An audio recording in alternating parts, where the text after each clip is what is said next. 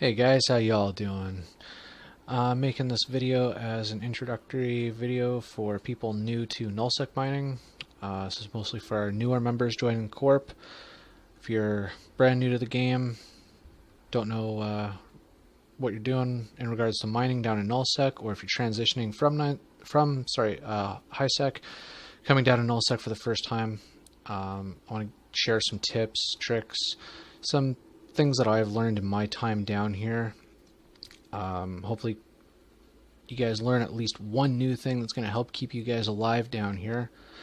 This is mostly going to be geared towards Orca pilots that are mining with a fleet of alts. Some of what I'm going to be going over will apply to solo miners. If you just have a single ship, you just got a Procure or a McNamara or whatever. So yeah, hopefully some of what I go over will help you. The very first thing that I'd like to cover while we're docked up is keeping your chat boxes separated, easy to view, everything at a glance. I like to, now this is just personal preference for me, you can set these up however you want, makes no difference. I keep my my Corp chat box just a little bit smaller than everything else because I don't really pay too much attention to it. I glance at it from time to time. I have this in the upper left here. Down below that I have local. Local, very important, you always want to be watching this. Depending on how many people are in local, you can make the window bigger, smaller. However, you need to make it just to keep the member list visible. Also, what I've gone ahead and done is, if I can find it, I should have had this prepared. Yeah, so in the middle option, if you just mouse over where it says member list settings, go down to the very bottom option, excuse me, where it says show compact member list. This is going to do is it's going to get rid of the big picture icons, and it's going to shrink everything down. It's going to save a lot of space. I find this a lot easier to be able to keep an eye on everything. And of course on the right side, right next to local, I have our Intel channels. Keeping this, I find keeping this next to local it's just a lot easier. I don't have it, sitting on like the other side of my monitor. It's just a quick glance from local to Intel. But yeah, I highly suggest separating your windows, separating your chat boxes, so everything is in its own little place. You can glance at everything. You don't have to cycle through tabs, looking at new conversations that are going on. You just, whatever chat windows you use the most, separate them, make them whatever size you feel comfortable with, but keep them ungrouped and easy to glance at. The second thing that I would suggest, now we're actually going to have to go into the options menu for this because you probably don't have this set up. So I want you to go into the options menu real quick if you have your client running right now. And under the shortcut tab, click the window tab. And down at the bottom, you're going to see an option, if I can find it here. Okay, it's almost at the bottom. Overview settings. Now I believe by default there is no shortcut assigned to this, so I want you to assign a key to this, and just a key that you never really use. I use the number pad star for it. So once you have a key assigned to that, just go ahead and hit that key, and what that's going to allow you to do is open up your overview while you're docked up. Now once you have your overview open, click on the appearance tab and come down to pilot has neutral standing. Now I suggest changing the color from the default gray to an orange or a red, something that's going to stand out in local. I have also got my pilot has no standing and security status below 0. That one doesn't really matter too much. I don't pay attention to that one. Terrible standing is another good one to have. So terrible, neutral, and no standing. Change those to a color that you're comfortable with. Try and keep it out of corp colors, alliance colors. You know, you don't want it set to green or blue. You want that red, orange, yellow, something that you're comfortable with. Once you have your color picked out, highlight the neutral standing and the no standing.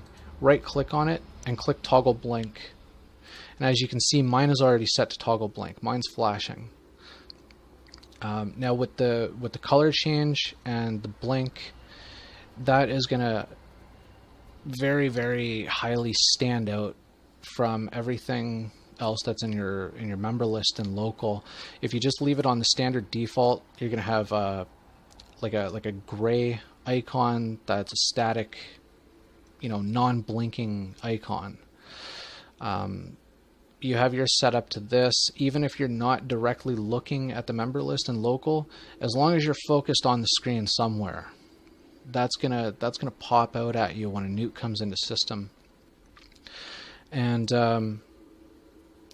another thing that you can do, I was watching a guy on Twitch a while back, and this is something that he did. So I just kind of started using this, and it's been helping me a lot as well.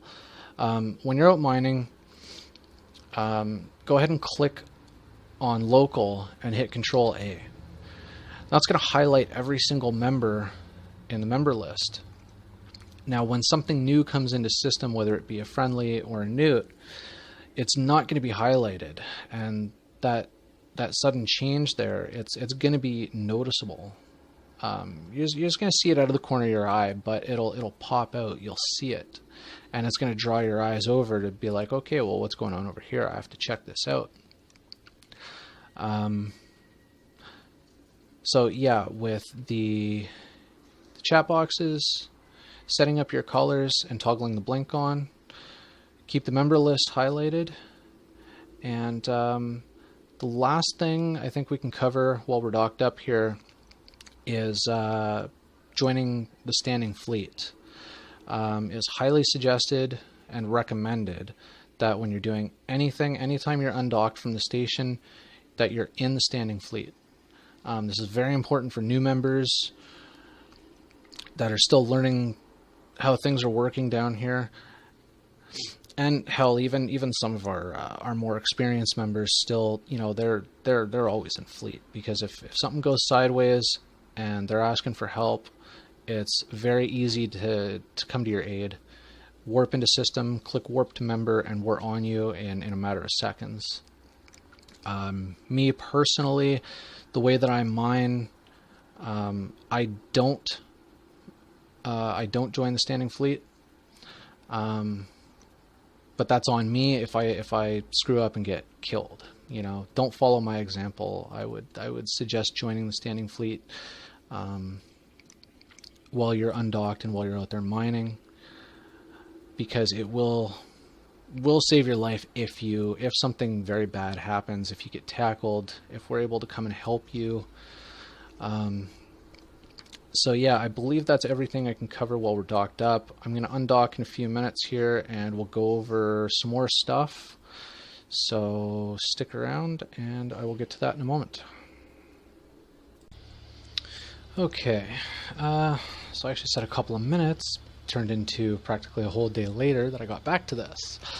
So now that we're undocked, we can get ready to start scouting where we want to start mining. For this part, I would suggest getting something fast. I use Nestero with a micro warp drive. Oh, I only have a 5 on this. I thought I had something bigger. Okay. But you're going to want something fast because you're going to be moving around a lot, dropping bookmarks. So the first thing we want to do is open up our probe scanner and find an anom to go to. Now, we don't need any of these, So let's just clear out. Alright, there we go. Local's kind of busy right now. I don't know what everyone's doing, so we're just going to warp off to a small one. There shouldn't be anyone down here. Now what I want to cover in this section is when you're out with an orca and you have a bunch of alts that you're mining with, setting up bookmarks is going to be very, very helpful and beneficial. You want to pick out the rocks that you want to mine, set bookmarks up around them. You want to create a safe warp-in bookmark for your fleet as well as your orca, because you don't want to be dropping at 0 every time. So the very first thing you're going to do when you first warp into a mining anom, just kind of level out the camera and just double click. Double click, turn on your micro warp drive, and just kind of pan the camera back around and keep an eye, if I can click it, there we go, keep an eye on the warp in signature. I generally kind of go overkill with the safe warp ins. I put them at about 800 kilometers to 1,000. That's crazy insane. You don't need it that far. Nothing's going to catch you. If something is here by the time you drop it, you're safe. You're going to be able to align back to station and get the hell out. Like there's no way anything's going to catch you at that distance. You'd probably be fine at about 300 or 400. I'm just going to drop one at 100 for the sake of this video. And just call it safe warp in. And now we have it in our people places. I've actually got another one set up in a different belt that I'm mining in right now. So now that we have that set up, what we can go ahead and do is start planning out our mining. Depending on what rocks you want to mine, you may be setting up multiple bookmarks. If you have a good fleet, or if you just have several hours that you can sit in front of your computer and mine, I would suggest mining the spot. You find yourself a large rock, well there's none here of course because this is small. Generally anything over 10, 11, 12 kilometers, those are going to have about 1 million plus ore in them. So let's just head over to this one. Yeah, so they're going to have a lot of ore in it. You're going to be able to sit at that for a long time without having to reposition your fleet to a different rock. So what we're going to want to do here, now that we've found a rock to mine, just lock it up and find the warp-in signature. It's right here. We're at 44 kilometers out. Now what I like to do personally is I take the center line of the warp-in and I'll just kind of line that up with the center of my screen. And if there's something to align to right in front of me, I'll align to that. If not, I'll just double click again in space. Now what you want to do here is keep an eye on your distance, and once you get to about 13 kilometers out, you can drop another bookmark. I just call this one fleet. This is for my alts. This is where my fleet is going to sit and mine. Now I dropped the bookmark at about 13 kilometers out because when my fleet warps in, there is a little bit of a deviation. They won't warp in right at 13. They'll either warp in at 13, 14, 15 or 13, 12, 11. It's never going to be exactly 13. So I set it at a spot where it's going to kind of cover all the deviations sort of, and I'm not really going to have to select each one of my ships and move them into positions so that their mining lasers are in range. So there we go, we got 13 kilometers on that. Let's kind of circle around and keep an eye on this bookmark here. And we're going to drop a second bookmark, and this is going to be for our orca. Depending on the range of your boost supports, you're going to want to keep that second bookmark in range of your first one. So I've got 30 kilometer range on mine. I haven't gotten into any of the other skills for it to increase the range, so my maximum is only 30 kilometers. So I want to drop my bookmark at about 25. Now, second thing to consider when you're dropping your second bookmark is the range of your combat drones. Every so often, rats will come in and try to kill your stuff. I'm mining with a fleet of Magnamons. They got absolute crap for tank, so I need to support my fleet with drones from my Orca to help kill that stuff. So you want to make sure that your Orca is within drone range. Let's drop our second one. Make sure it's within drone range to be able to support your fleet. Okay, now we have our two bookmarks set. So as you can see here, our fleet's going to warp in here, and our Orca is going to warp in here. Now, if we take a look at the warp in signature, we're at 82 kilometers from 0. Now, by creating this distance gap from warp in, what we've done is just bought ourselves additional time. So if a neutral comes into system and they're very quick, they're going to land at 0, and they're also going to have to cover the distance from warp in to you, which is, what did I say, 82 kilometers. When I'm mining with my fleet of alts, I generally try to stay.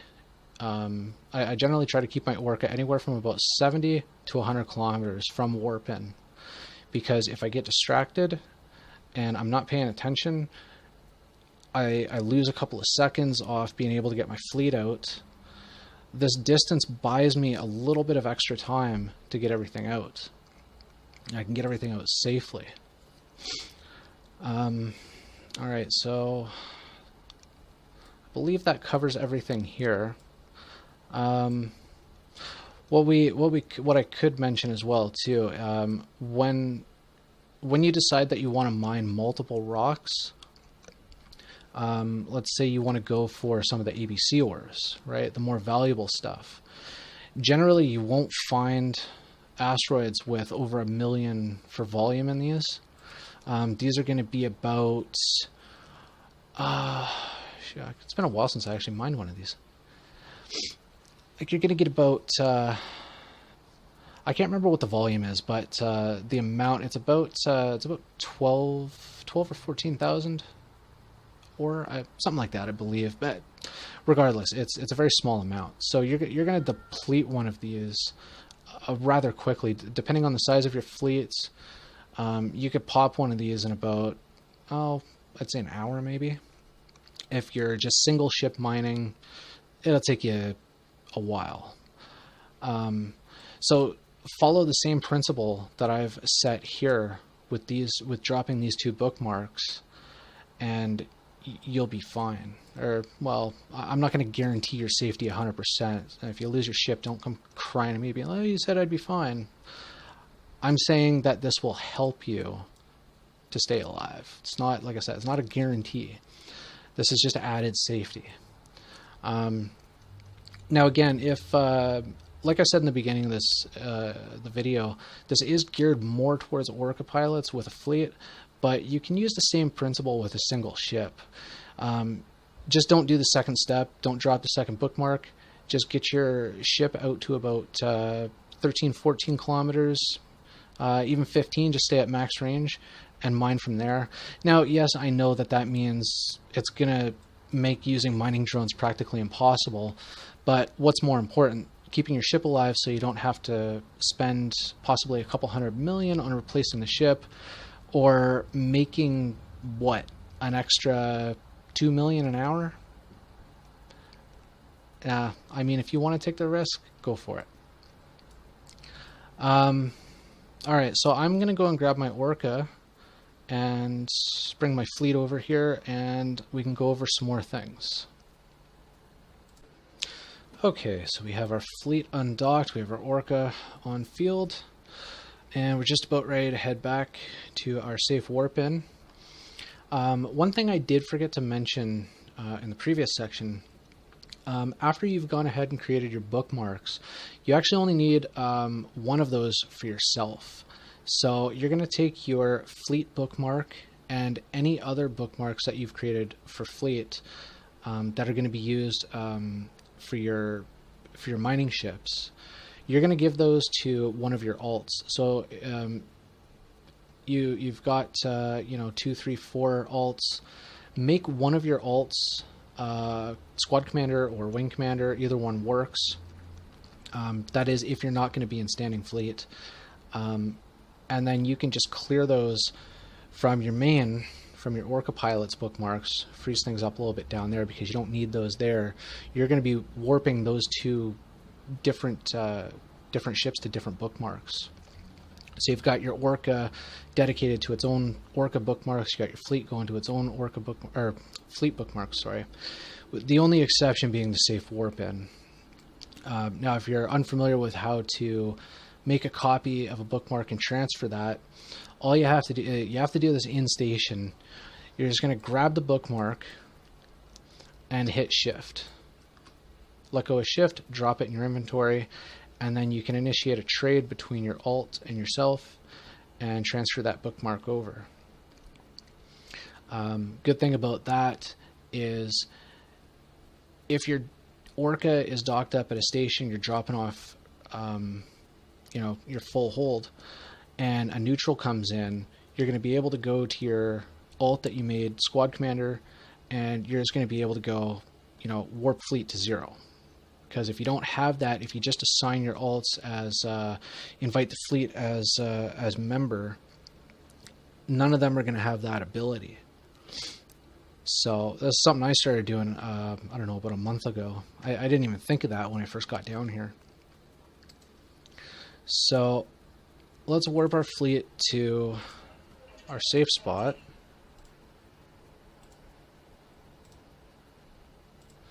And just a couple other things I want to go over. This creating a safe spot, a safe warp in, I kind of got this idea about a week or two back. What I was talking about in the last section of the video, that actually happened to one of our guys about a week back or so. I'm sitting in a field mining, and I was watching Intel, and my NIR's going off, and there was a guy floating around pretty close to where I was mining, and I had a feeling that he was going to be coming into our system. I started aligning back to station. I got my speed at about 20 or 25, and sure enough, he comes into the system. I hit warp fleet to 0, and about 2 seconds before I was warping out, our buddy was warping in. He landed at 0, and with the Orcas, I think he got about 10 or 15 seconds before you fully come out of warp. So he's stuck there landing at 0, can't do anything, and this nuke comes in and tackles him up. A few seconds later, 7 more of his buddies come in, and that was a really bad day for him. So this is where I got the inspiration to create these safe warp-ins, because in that 30 seconds that you're traveling from the station to the ANOM, anything could happen. And while yes, I could warp to my Orca bookmark by the asteroid that we're going to be mining at, I prefer doing it this way a little bit more. It just guarantees me the distance, gives me that extra bit of security. So all we're going to do now is align. Oh, that's the wrong one. Orca 2. Approach. That's going to align us. As you see right there, all I did was I just Control A. Every time something new comes in, if it's friendly, just Control A. It's going to keep this nice and highlighted for us. Now, I'm actually going to do this next part at a standstill, because I want to show you a little trick. If you don't know about this, this is something one of our other corp mates showed me shortly after joining.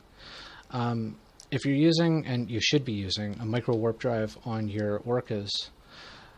Okay, we're at about 11 right now, that's good. Once you're aligned to something, you go ahead and hit warp to location. Now our speed needs to be at about I think it's around 40 or 50 before we'll actually warp. So we're just going to single cycle our micro warp drive. Our speed's going to ramp up, and after that cycle's done, we're just going to insta warp. Now this works great when there's a neutral coming into system. You've already got your ship aligned. Actually, let me just get my... Sorry, one sec. Get my other ships down here. So you've already got your ship aligned. You're building up a little bit of speed, or maybe you're going from a standstill. As long as you're aligned, if we just click on my home base here, the way that I set that safe warp in up, I'm practically lined up with the station already. Pretty much. It just takes me a couple of seconds to fully get aligned. When I hit warp, that alignment, that finalization there, it's actually going to go a lot quicker for some reason. I don't know why it does that when you're warping. But anyway, as you can see here, we've got our fleet down here, our orcas over here, and we're aligned, ready to go. The only alignment that matters is the orca. You don't have to worry about your mining ships. I tested this about a week or so back. It does not matter how you have your ships positioned. The warp out time will always be the same. The only one that matters is the orca. As long as that is pointed in the right direction where you want to go, you're going to get out of there in 10 seconds as soon as that cycle is done. So now that we're here, now that we're just sitting here, got our guys mining, what do? Well, mining is horribly boring, but a lot of people, including myself, find it kind of relaxing, just chill. When it's pretty quiet like this, you can, open up another window, watch some videos on YouTube, maybe watch Netflix, whatever. But you always want to be watching local. Always, always, always watching local. No matter what your secondary thing is that you're doing, you're always glancing at local every few seconds. And you're keeping an eye on intel, and you're listening for those audio prompts from near, and hopefully you're on comms. You should always be on comms.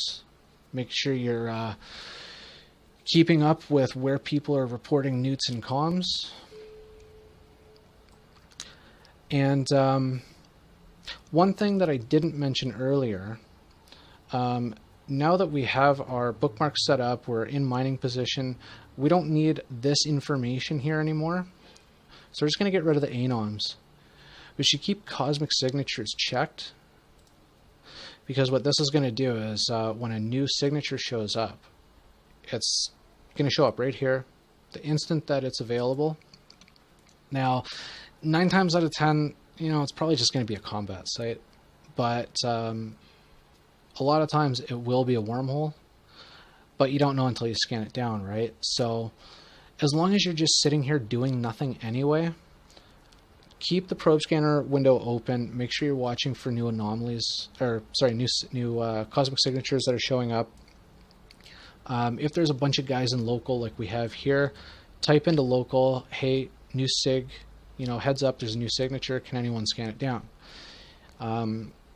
If there's only, a handful of people in local, or you're the only one, dock up, scan it down yourself, just so you know what it is. If it's a wormhole, you need to shut that shit down right away.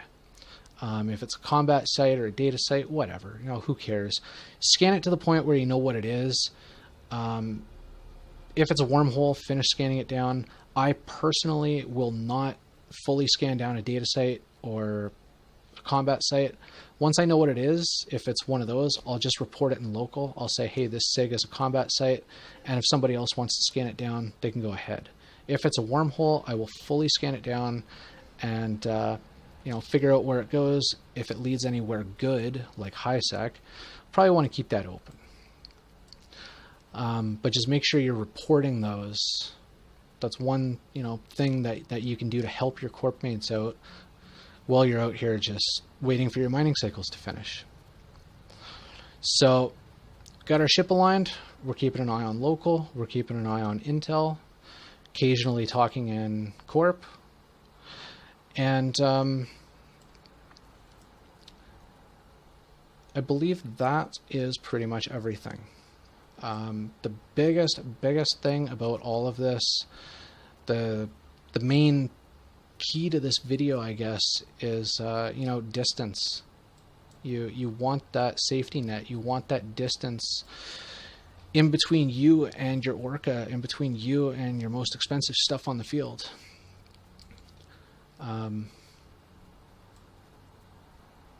I don't know how many times I've seen new people mining out here, and as soon as they drop into an anom, they find whatever rock is the closest and they just start mining it. They sit there and they go AFK. There was one guy about 3 weeks ago, I was helping him out with boosts, and his drones started circling his ship. And these were mining drones, right? They started just circling his ship. So I was like, okay, this guy's hold must be full. So I started talking to him, and I got no response back. So I tried over the course of a few more minutes, and then I just came to the realization that this guy's AFK. So please do not AFK mine.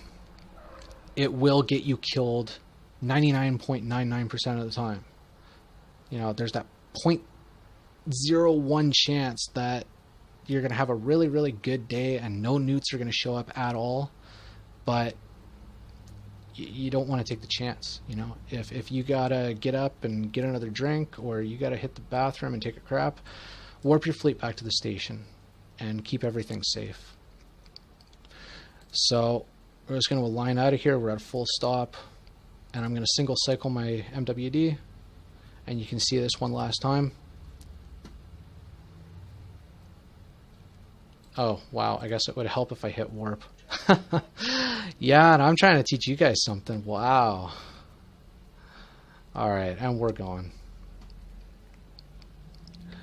And forgot to take my fleet with me. Wow. Okay, well, aside from that little mistake there, that's not something that I would ever do outside of this. You know, I'm making a video, I'm kind of distracted a little bit here, so don't hold that against me. All right, so hopefully you guys have learned something, at least one thing new that you didn't already know, something that's going to help keep you alive. I might add another section after this video showing you a brief setup for NEAR. NEAR is a very good tool to use, especially if you're new to null-sec, if you're a new member. You don't have that mental roadmap of where every gate goes. So it's all good and fine watching intel, but you know, if a nuke gets reported in a certain system, you're not going to know exactly how many jumps out that is. You know, you can right click the location, obviously, hit set destination, and you'll see the number of jumps it is. But I prefer NEAR as opposed to doing that. It gives you the audio prompts. If you have it set up, I've got mine set up for 4 jumps. So anything within 4 jumps, I get an audio alert, and there's a visual representation on the radar that actually shows you where everything is. It's really helpful tool. I think I'll actually include that in at the end of this video. Show you a brief setup for that. There was actually one final tip that I forgot to go over with you guys. System's a little too hot right now for me to get back down there to show you this down there, so I'm outside of our station here. We've got 3 newts in system right now. When you are watching local, or you get the audio prompts that there are newts close by, instead of waiting until the last possible second when they come into the system to warp out, well, not to warp out, but to, you know, click on your station and warp fleet, what I do is I right click and I just hover over warp fleet to 0. Where is it? Right here, warp fleet to 0. And I'm watching local, you know, I got a solid eye on that. And as soon as a red comes in, it's instantaneous. As soon as I see that red, it's a split second later, warp fleet to 0. As soon as you click warp fleet to 0, cycle your WMD on your orca, your orca's out of there in 10 seconds. Your mining ships are gone about 5 or 6 seconds later. All right, and that is probably one of the most helpful things that I could pass on to you. When it's quiet, even I don't do that all the time. It's more when the newts are actually active close to the system that you're mining in. That's when you want to be extra careful. So yeah, when the newts are flying around, when they're 1 jump, 2 jumps, 3 jumps out, just right click on your home base and hover over warp to 0. A lot of people, as soon as there's something reported 4 jumps out, they'll head back to station and safe up. A lot of more experienced guys in the corp, they will tell you the same thing. Personally, I wait until they're actually in system, because there are quite a few times that they don't actually come in, and it's that 15-20 minutes that I'm safed up at our station, I'm losing out on mining, right? So yeah, the greed kind of overcomes me there, and I just want to sit there and mine. So I wait until the very last possible second, until an actual newt shows up in system, and then I punch it back to station. I don't recommend doing that. Like I said before, that's on me. If I get killed, that's my fault, you know, because I didn't safe up earlier when the newt was reported. There are some exceptions to that. Once you've been down here long enough, and sorry, I'll just turn that down a bit. Once you've been down here long enough and you kind of get a general idea of certain corporations, there are certain ones that operate around our space. We know which systems they generally come into. So when we see certain corporations down here, doesn't matter if they're 5 jumps, 6 jumps out, everyone safes up. You can learn that by being on comms, talking to the other guys, and eventually, like even I don't know all of them. I know about 2 corporations that if I see them, if they're reported, I'm out of there. I don't care if there's 6 jumps out. I'm headed back to base and I'm safing up. So yeah, just if you're gonna push your luck, if you're gonna test your luck, and if there's a newt reported 1 jump out right next door, immediately, if you're not gonna jump out, if you're gonna do what I do, which I don't suggest, but right click on your bookmark to your station and hover over warp fleet to 0. Now, like I said, as soon as you hit warp fleet to 0, you hit your WMD. You cycle your, I just said WMD. Wow. Hit your micro warp drive. Hit your MWD. Single cycle that. You can turn auto repeat off. I only need 1 cycle, so I just single cycle it. Turn the auto repeat off. And I will say that tip about the cycling your micro warp drive, that has saved my orca twice in the last probably 3 weeks. I've had 2 newts jump into the anom that I was mining at. The distance buffer that we covered earlier, combined with the quick cycle, or not quick cycle, but the single cycle of the micro warp drive, that saved me. The first time that a newt came in, I screwed up and I forgot to cycle my micro warp drive, but I was far enough away that distance buffer, that's what saved me, and I was able to warp out in time. The second time, the newt had just come in as I was warping out. So those 2 things right there are going to keep you alive. They will help keep you alive. All right, that's everything for that then. All right, brief little setup here for Near. Step 1, you have to add your Eve chat logs. Add the directory into here.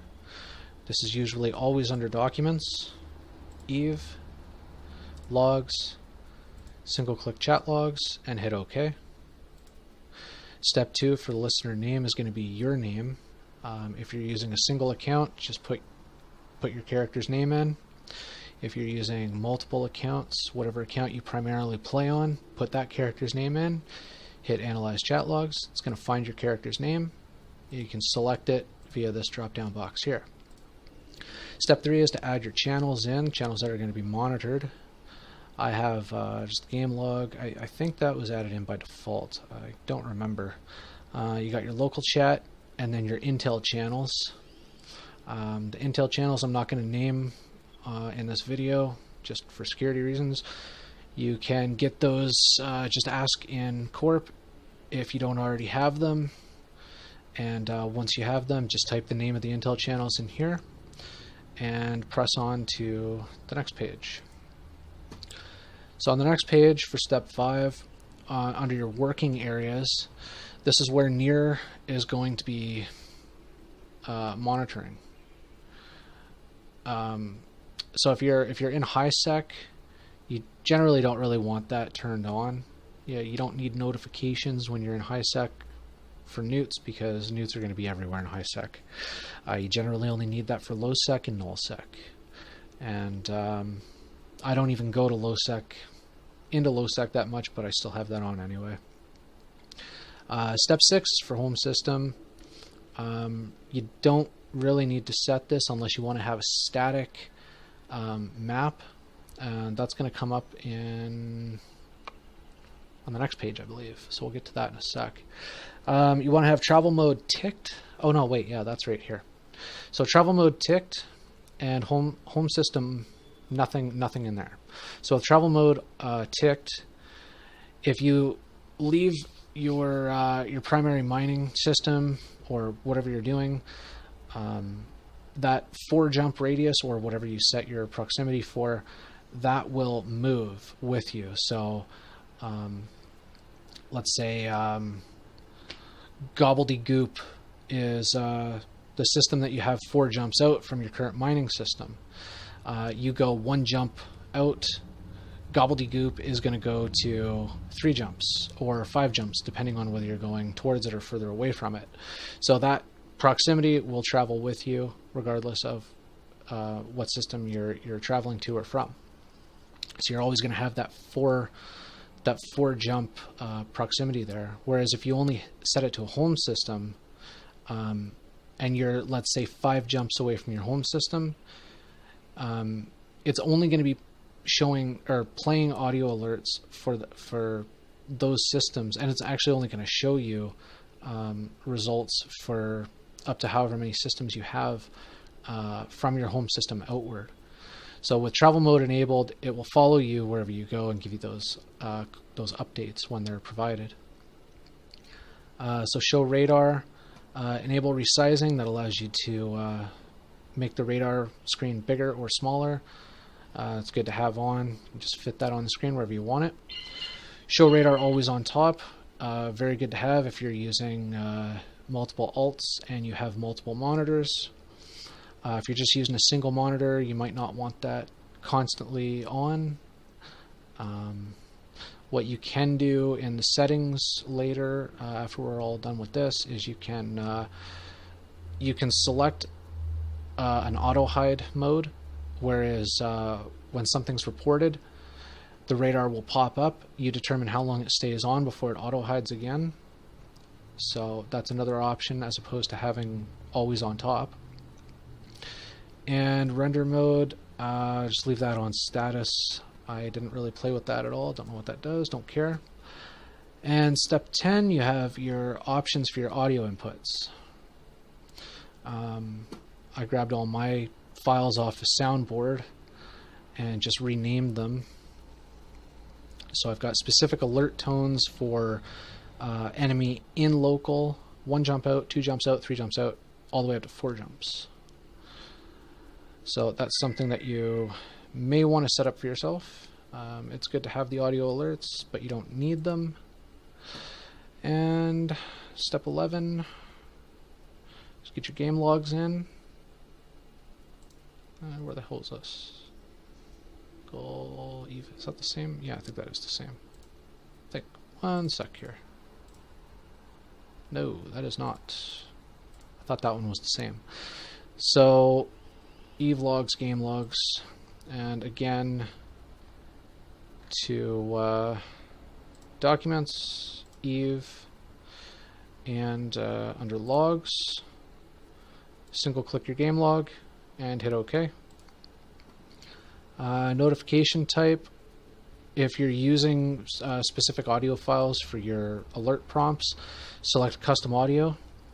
There are other sound options here. I think this one just goes off the text-to-speech voice. I've heard it used over comms. Some other people use it. It's garbage. I hate it. I just have my own alerts in there. And that is everything for Near. As soon as you're done that, just click Finish and start enjoying the benefits to Near. Alright, if you have any questions, feel free to join comms and ask. We don't mind answering questions, just don't be afraid to ask. Alright, thank you for taking the time to watch this video. Like I said before, hopefully you guys learned something useful.